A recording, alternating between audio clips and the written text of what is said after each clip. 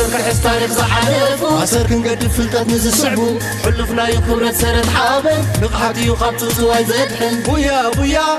بويا بويا بويا بويا بويا بويا بويا بويا نود الدر بويا مصف فلتات تاريخ زشيشايا سلام كمي كنيخون كبرات تختاتلتي مدب وددر تاريخ أو فلتات بويا نلومي كالأين زازا من مدرخ نايتي أبزازا مكينات أتوكيرو زكايد زولو وددر أمونغو أبالات محبر وانا انت تخصصوا ما أكل يكهل وانا كم تلمود مختتالكم بخبرين دعدمكو تودادرتي نام مدرخ كسوع تودادرتي ميكيل بين هي أبو قرماي مريح ميكيل برغة كبروم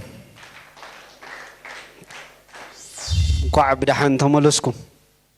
نابز مدرخ ميكيل أو حتى قابل كنسجر أبي إرتراز نبرة سراويت سرعات إثيوبيا بزحول العلي 230 شح يبتصح كم زنبرة زفلت كوينو أبقدم جنبار دكم حارة تسعيرو كبتات مسجمرة أبب بينو بوتاتات استمارخة كندي نيرو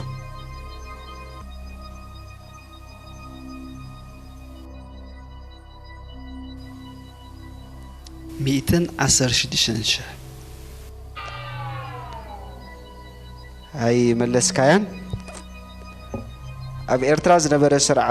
سراويت سرعات إثيوبيا بزحو لعلي 230 شحيو أفقدتم جنبار دكم حارة تسعيرو كبتات مسجمرة كابت سراويت أتوم أستات 8 شح أمن قد كرنن باركان أستات 21 شح أب كساد عيكا أستات 13 شح دما أبسماران كبابيان بتقلالا لعلي 114 شح سراويت تماريخو مالتي هي تاخسي حيسكا خلقا حدقا قاطي مكافل ده أي فلتني كم تايدا تتحسس بخاص كم زخت مرت حسب عيني تحدقا خنقروم عيني تمثيل كا أي فلتني تغلالا ولا مشكلة تأتي كيف فلتني أي فلتني لعني كم من تاي حجزي نيجات أمخون خل أبتي نهرق دحني بزح استجانا نهري بالله كنت نهريخة أجانا نيمبر أب خت نهر المش بزخنا بوتا كم ألو ده بوتاتات نهر له الله مش بزخنا بوتا هلا أبي ملام بدهم تقوم ملام نحن خا على حريق زي خبز مراوس أيو على حريق زي ساعتها تلو مشت بزح سبزين كاس أصله زي خون كله زي ما حبر كيساب عقابولي نهرين دحري الكلام ده كابتن حق تاتنسي تحس كان لك عملتي بوتا مريض كاي دحان تاني اسمرا وش اسمرا يسمعوان تاني دحري كاب اسمرا وصا غنا كسامي تستفقدلك ماشي ناب حتى خبر كنبل قدمي زازامي متقعت جنبار دقم حرم متغبارو كلته سلسته غزي تمحلالي فيه أنك نايز متحلف زي كابز نبرة بحرياوي مسناخل انتاي نيرو تدقاقم فرس نيرو بحدث مولو ملسي قدمي زازامي متقعت جنبار دقم حرم متغبارو كلته سلسته غزي استمحلالفولو مغنيات كابز خونه بحرياوي مسناخل حدا مفراس صرغيا ربع حداسي مالتي مريح سب مسقو عسكاسي ناب حدا بوتا مسب صحكا ገንዘብ የብለኝ ይልካፈለዱ وا تدقاقامي سكحك اخا ها اسك خابزيوم قلع لنا ابنت حنيسه طباباويت አጋጣሚ ገንዘብ አረሲዓቱ መጽያ ኮንትራት ያውሲዳት ኒራኒ ኤክስፖርት ያ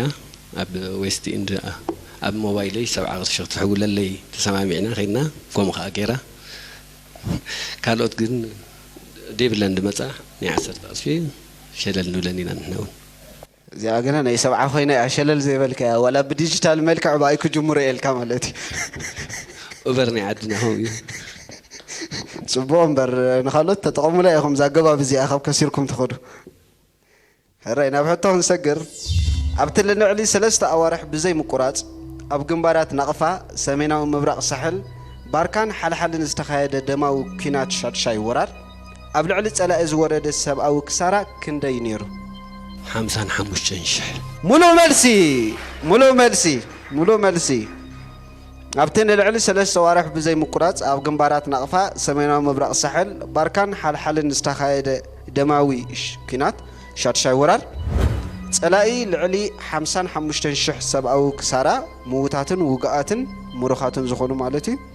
ከሲሩ ማለት እዩ በረቐ ኣሃዱታት ኮማንዶ ህዝባዊ ሰራዊት ንመደበር ሓይሊ ኣየር ኣስመራ ብምጥቃዕ 30 ነፈርቲ ውግእ ዝሓምሸሸሉ እጹብ ድንቂ ስርሒት ዝተኻየደሉ ዕለት ጥቀስ። ዕለት 21 ግንቦት 21 2984 ሙሉእ መልሲ ኣሃዱታት ኮማንዶ ህዝባዊ ሰራዊት ንመደበር ሓይሊ ኣየር ኣስመራ ብምጥቃዕ 30 ነፈርቲ ውግእ ዝሓምሸሸሉ እጹብ ድንቂ ስርሒት ብዕለት 21 ግንቦት 1984 ተኻይዱ ማለት እዩ። ሚካኤል ኣብ ኣስመራ ክንደይ ታክሲአን ዘለዋ? 963 ራይ ኣብ ሕቶ ቃበል ክንሰግር ኣብ ኤርትራ ዝነበረ መግዛእታዊ ስርዓት ኢትዮጵያ ወይ ደርግ ተሳዒሩ ኣብ መንጎ ምዉት ሙሩኽን ቁስሉን ምስ ኮነ ዓጢቕዎ ዝነበረ ብረት ብሙሉኡ ኣብ ኢድ ህዝባዊ ሰራዊት ኣትዩ እዩ። እቲ ካልእ ኣጽዋራት ገዲፍካ ክንደይ ታንክታት ኣብ ኢድ ህዝባዊ ሰራዊት ኣትየን? 200 ታንክታት ብቸካ 3 ንሱዳን ተሰገረ። ሙሉእ መልሲ ኣብ ኤርትራ ዝነበረ መግዛእታዊ ስርዓት ኢትዮጵያ ወይ ደርግ ተሳዒሩ ኣብ መንጎ ምዉት ሙሩኽን ቁስሉን ምስ ኮነ ዓጢቕዎ ዝነበረ ብረት ብሙሉኡ ኣብ ኢድ ህዝባዊ ሰራዊት ኣትዩ። እቲ ካልእ ኣጽዋራት ገዲፍካ ድማ 200 ታንክታት ኣብ ኢድ ህዝባዊ ሰራዊት ኣትየን ማለት እዩ። ህያብ እዚ ሕቶታትካስ ምስ ሓደጋን ምትእሳር ምስ ሓደጋ ዘለዎን ጥራይ ኮይኑ እዚ ኩሉ ሓደጋ ኣጋጢሙካ ዘይፈልጥ ከሎ ኣብ ሓምሻይ ወራር ኣዛዚ 503 ግብረ ሓይል ዝነበረ ኮሎኔል ካሳ ገብረ ማርያም ህዝባዊ ሰራዊት ብዝገበሮ ስልኳ ኣብ መእዘዚኡ ከም ዝተቐትለ ይፍለጥ። ኮሎኔል ካሳ ገብረ ማርያም ዝተቐትለሉ ቦታ መን ይበሃል? ገቦ ምእድነ። ሙሉእ መልሲ ኣብ ሓምሻይ ወራር ኣዛዚ 503 ግብረ ሓይል ዝነበረ ኮሎኔል ካሳ ገብረ ማርያም ህዝባዊ ሰራዊት ብዝገበሮ ስልኳ ኣብ መእዘዚኡ ማለት ኣብ ጎቦ መእደነ ተቐቲሉ ማለት እዩ። መሪሕ ኣብ ናጽነት ቆልዓ ዲኻ ነርካ ዋላ ዝፍለጠካ እዚ ነፍስኻስ? ወዲ 16 ዓመት ነይረ። ወዲ 16 ዓመት ነርካ ሕጂ ቁርብ ኣብቲ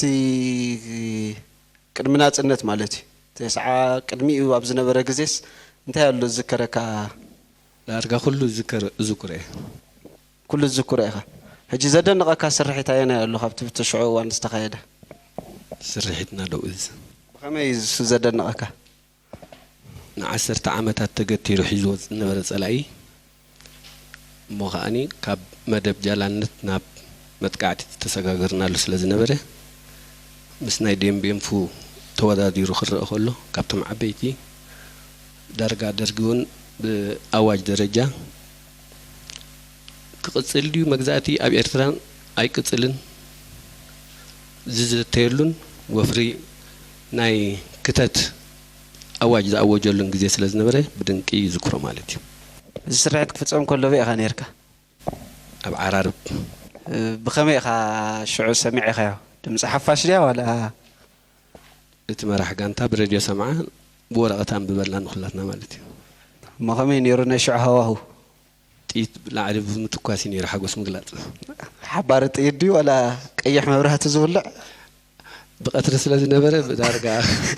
ብዝኾነ ጥይት ኢኻ ትጥቀም። እሞ ምስ ከምዞም ስርሒታት ዝተኣሳሰረ እዩ ዝሕቶኻ? ህዝባዊ ሰራዊት ካብ መድረኽ ምክልኻል ናብ መድረኽ ስትራቴጂያዊ መጥቃዕቲ ቅድሚ ምስጋጋሩ ዝመከቶም ወራራት ደርግ ክንደይ ነይሮም?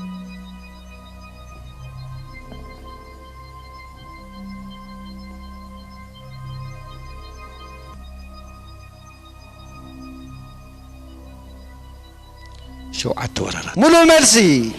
ሙሉእ መልሲ ህዝባዊ ሰራዊት ካብ መድረኽ ምክልኻል ናብ መድረኽ ስትራቴጂያዊ መጥቃዕቲ ቅድሚ ምስ ሰገጋሩ ዝመከቶም ወራራት ደርግ 7 ወራራት ነይሮም ማለት እዩ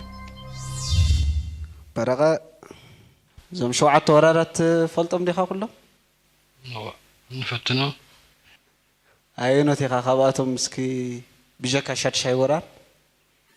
ሰላሕታ ወራር ወፍሪ ባሕሪ ነጋሽ ካብ ቀዳማይ ክሳብ ሓምሻይ ከዓ ኣብኡ ከሎ ብቁፅሪ ኢኻ ትፈልጦ እዮም ግና ፅቡቅ ጌርካ ትፈልጦም ኢኻ እብል ወድሓን ምዞም ፅቡቅ ጌርካ ትፈልጦም ያዛሕቶ ብ10 ጥቅምቲ 1985 ጀሚሩ ንኽልተ ወርሒ ዝቐፀለ ብስም ወፍሪ ባሕሪ ነጋሽ ዝፍለጥ ወራር ዝተኻየደሉ ግንባራት ጥቀስ ሰሜናዊ ምብራቕ ሳሕል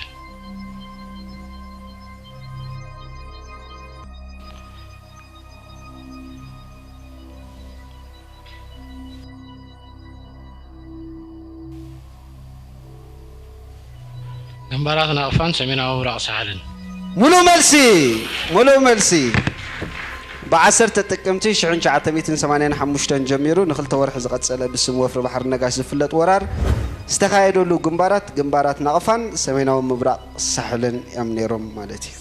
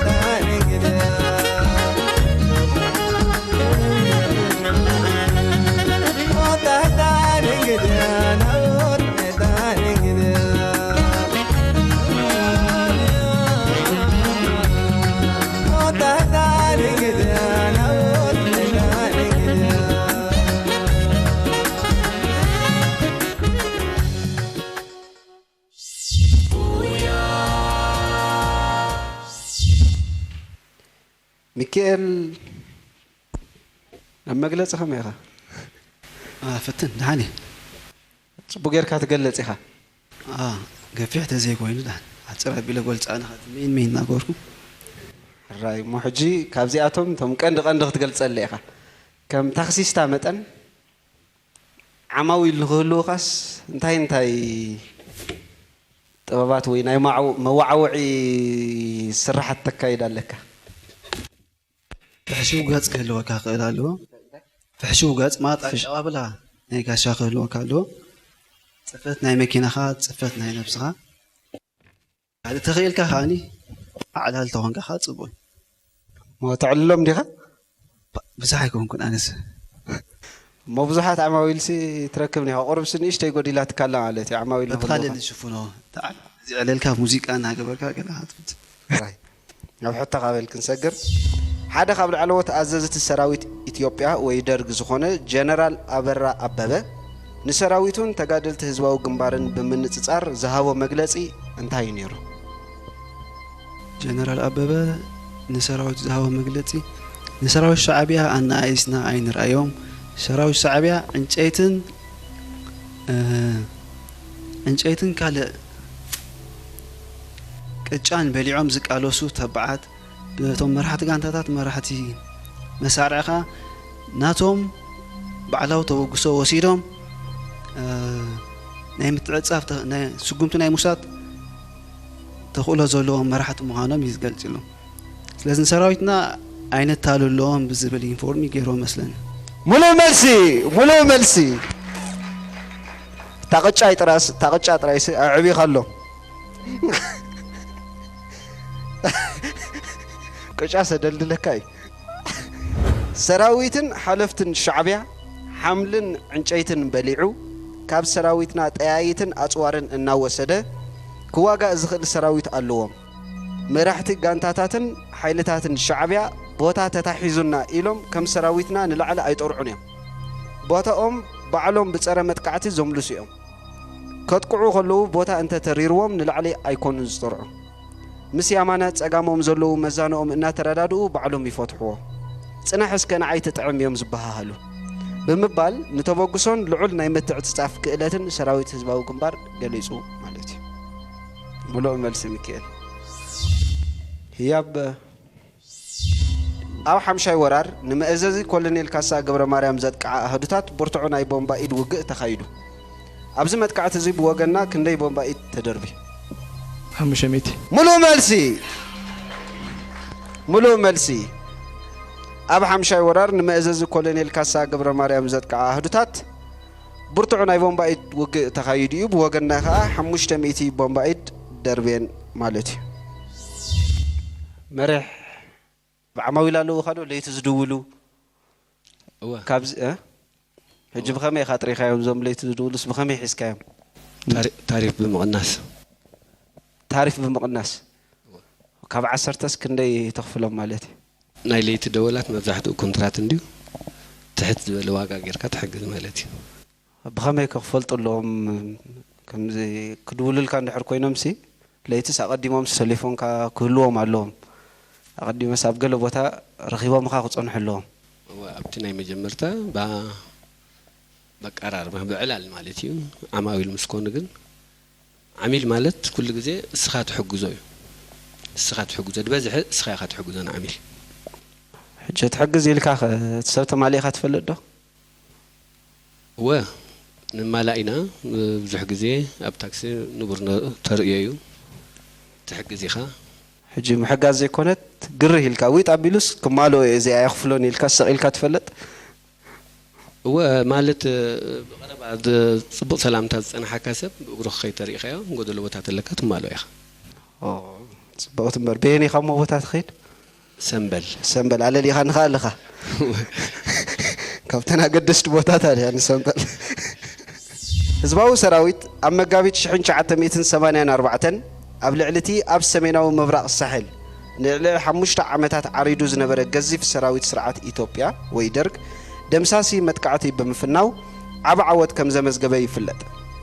እቲ ዝተደምሰሰ ሓይሊ ሰራዊት ስርዓት ኢትዮጵያ ወይ ደርግ እንታይ ብዝብል ስም ይፍለጥ ነይሩ?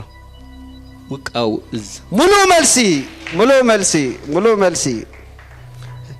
ህዝባዊ ሰራዊት ኣብ መጋቢት 1984 ኣብ ልዕሊቲ ኣብ ሰሜናዊ ምብራቕ ሳሕል ንልዕሊ 5 ዓመታት ዓሪዱ ዝነበረ ገዚፍ ሰራዊት ስርዓት ኢትዮጵያ ወይ ደርግ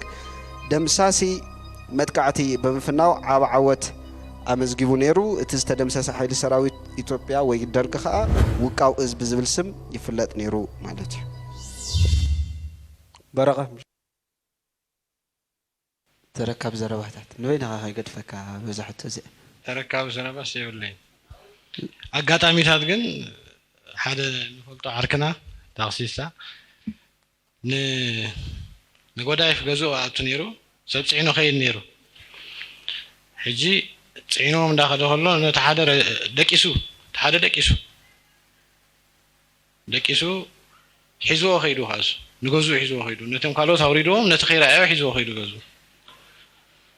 ማዕጾ ካንቸሎ ከፊቱ ከኣቱ እንተለለየ ተረኣየስ ሃው ሰብ ደቂሱ አንታ በይኻ ትወርድ ኢሎ ኣብርሃ ባህታ ኢልዎ ናባህታ ካብ ቃሃውታ ናብ ኣብርሃ ባህታ ተመሊሱ ያጋጣሚ ነው ንዓኻ ዘጋጠመካ ከምዚታት የለን ተኸሲልካ ይትፈልጥኒ ላ ዘጋጠመሎ ሕጂ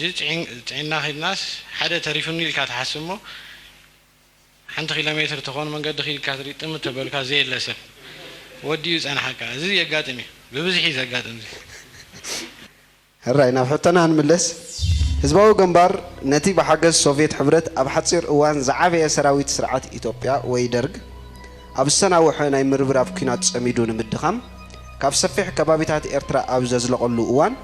ኣብ 1979 ክሳብ 1980 ማለት እዩ ክንደይ ዝኣኽሉ ወራራት መኪቱ ኣፍሽሉ ሙሉ መልሲ ካብ 1979 ክሳብ 1980 ኣብ ዘሎ ግዜ ህዝባዊ ግንባር ነቲ ብሓገዝ ሶቪየት ሕብረት ኣብ ሓፂር እዋን ዝዓበየ ሰራዊት ስርዓት ኢትዮጵያ ወይ ደርግ ኣብ ዝተናውሐ ናይ ምርብራብ ኩናት ጸሚዱ ንምድኻም ካብ ሰፊሕ ከባቢታት ኤርትራ ኣብ ዘዝለቐሉ ግዜ 5 ተኸታተልቲ ወራራት ደርግ መኪቱ ኣፍሽሉ ማለት እዩ። ሚካኤል ከምዚ ዓይነት ሕቶ ከም ትበጽሓካ ሳይፈለጥኩን ነይረ አንተ ወይ ክሓተካ ከለኹ ዓመተ ምህረት ከይትብለን ጥራሕ ድሓን ግን ቁጽርታት እዩ ድሓን ፍትን ብዝሒ መጓዓዝያ ታክሲ ኣብ 2013 ክንደይ በፂሑ ነይሩ ብዝሒ መጓዓዝያ ታክሲ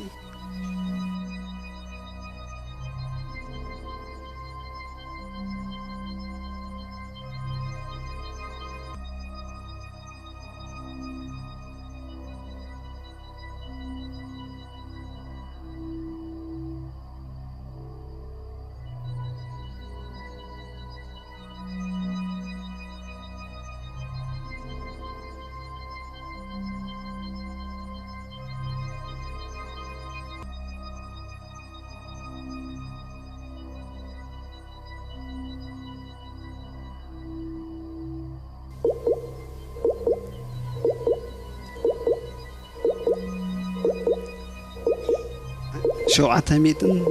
سوساندو أي ملس كان تاجزي ونأخيلا بزحو مقعزة تاكسي أو كل تشين عسى سلستن شو منتميتن حمسان حمشتني بتسيح نيرو هي تماسا سالي تندي زحطه قلنا حنت حتى خامس أت النعخة أنا يولكي ما يكرم كلس ما يقول لي عقوري بترجع جيت أخسخ ولا قص ولو دأمبر مسكال المكينة تولد روح الخاص تنهريهم جي تقولوا يخون كا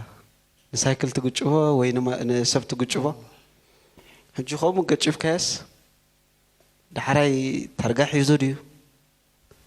قلنا حيزوديو نا محبر دي ولا أنا باخذ ترى على كوي جلس بقى مكفل ده دحاني بزعبا خو دخس سبيلا جيجن تقولوا يا خاجنا زرداك أخلو مسجد كايو أي زرع خوز كورونا قريلا كن حساب الله يا خزيا نعاقم سيلوس نخلاتكم يزرب كل زلق بعلوش كلا تصل لزخون كندي بزح جزء زكتشاب بزح مقعزية تخسي أبكل تشحن عسى شمونتن كندي بزح نيرو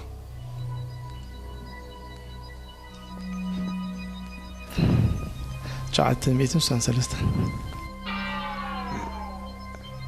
أي ملس كيان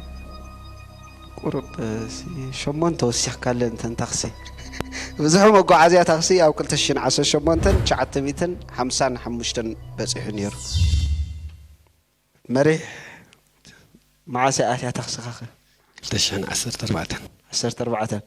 جبد حريقة خندي أتين ويجلس تفلت تخوني خوي قم قله له كخوني فتاتنا اللي خا ما بزحمة قعزة تخسي أو كل تشحن 20 كلتن كنا يبصح نيرو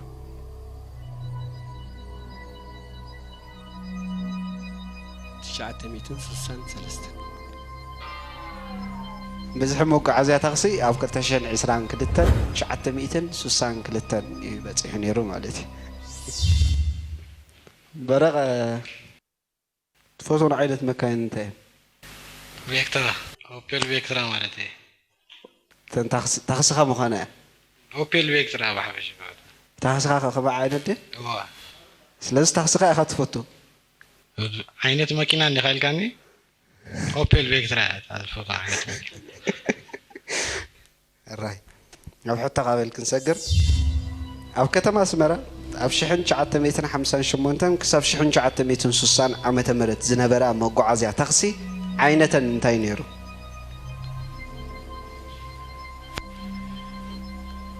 ميلشنتو نيرن ميلشتا نيرن فيات نيرن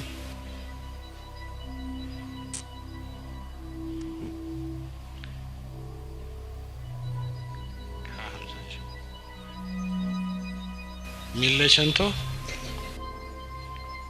ميلشتا أنا ميلشنتو تراي نيرن ملو ملسي فيات ميلوشونتو ويكا فيات شحن 100 بهالا دين بتقرنيا يبهالا نيرن زخبركم تودادرتي وددرنا بزازيمنا لنا يقنلنا كبرات تخاتلتي مدب وددر تاريخو فلطت ويا ابزين 4 سنابتي ككايد زقني وددر ابزازا مكينات زتوكره امونغو ابالات محبر وننت تخص زوا ماكل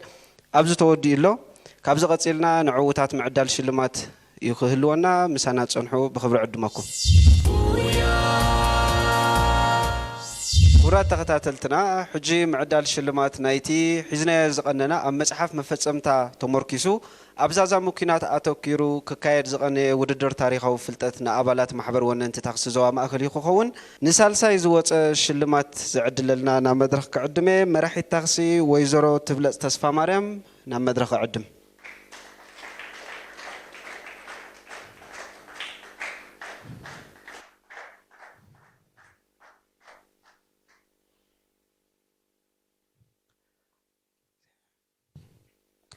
سالساي زوطه بعسران حموشتن نطب مالتيو هياب غرماي تابلت شلم الله يابكو حغوسكا يغنلنا ويزرو تبلت نخال اي زوطه شلمات زعدللنا ابو ومبر محبر وننت تخصي زوا ماكل اتو منغس غيلا ميكائيل نام مدرخ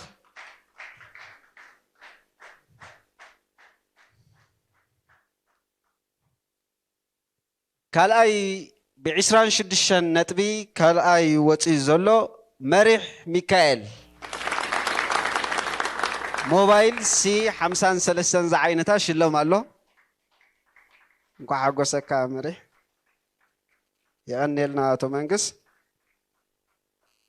نقداما يزوصه شلمات زعدللنا ابو ومبر هوامات اتو صالح احمد الدين نام مدرخ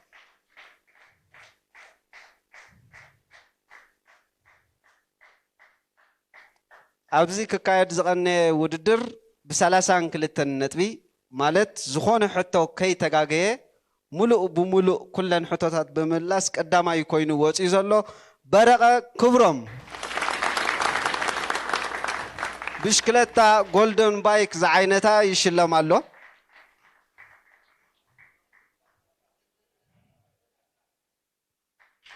ንኣካላዊ ምንቅስቓስ ናይ ብሓቂ ትጠቕሞ መሳርሒ ትረኺቡሎ በረቐ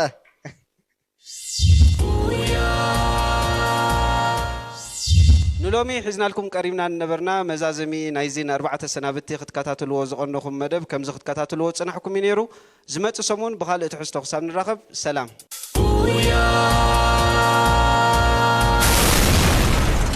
أثر كحس تاريخ زحالفو أثر كنقد فلتات نزسعبو حلفنا يخبرت سرد حابن نقحاتي وخبتو زواي زدحن بويا بويا